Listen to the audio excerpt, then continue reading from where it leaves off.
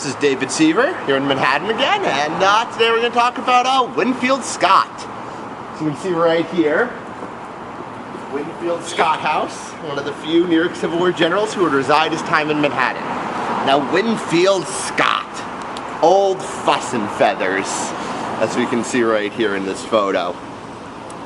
They would say of Winfield Scott, the first soldier of this nation, second only to George Washington. He would serve in the War of 1812, the Mexican-American War and the Civil War. He would command all troops in the Mexican-American War, but after that he became an old man, blowing up to 300 pounds. He would have vertigo, he couldn't even mount a horse, and he couldn't even point out troop commissions on a map and would have to have an adjunct show the troop positions as he sat in a chair. As we can see, the size of Scott compared to the other younger, more spry generals of the Civil War. Things had gone a little downhill for him. But Scott, they would say of him, to list the troops, to list everyone who had gained their baptism of fire under Scott in Mexico was to literally list a roll call of all commanders north and south in the Civil War. I mean, he made all the plans that would become in the military textbook for the Civil War, flankings. I mean, his maneuvers at Chapultepec, Cerro Gordo.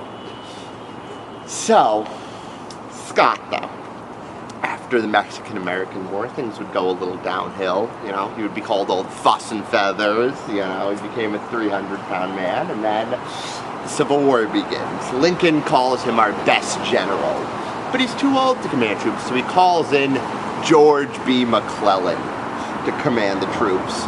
Now, George B. McClellan, let's find a photo of him right now, as they would say of him, the young Napoleon. I mean, the troops loved McClellan. They would call him Little Mac. He inspired the Army of the Potomac, but he and Scott did not see eye to eye. You know, McClellan says, on to Richmond, crush the rebels in one campaign, you know, but Scott is has a little more tact. He says, no, that's not how we're going to do it. It's going to be a slow campaign. We're not going to drive on to Manassas, and they did not see eye to eye. Caused many fights, you know, and this would cause Winfield Scott to retire from the Army. He would say, I have brought you here as my assistant, not to take over me, and I asked for your advice as a counselor and a friend, and I no longer have your friendship. Eventually, Lincoln would listen to McClellan, and Scott would be sent away.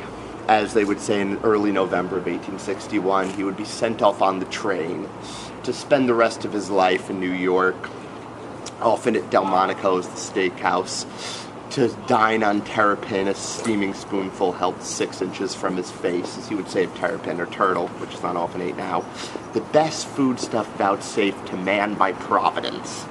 And so Winfield Scott went on to live the rest of his life. And this is where he would actually live from 1855 till 1861, before the Civil War. Anyways, with Winfield Scott, what would come of Scott is Scott's plan. Another little photo of Scott, just so we can see. You get the idea of old fuss and feathers. Was Scott's anaconda. Scott said the way, Scott's great snake. Scott said the way to beat the Confederacy was not an overland battle. It was to strangle it, to go up Vicksburg, up the Mississippi, and surround the Gulf Coast with ships, and strangle the Confederacy, and it would wither on the vine. And through sheer boredom and lack of things to do, the flames of rebellion would die on their own.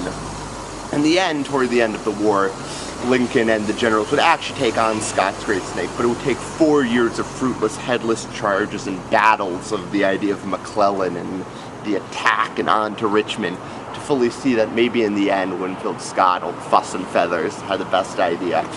And this is a little moment in New York Civil War history with Winfield Scott's house.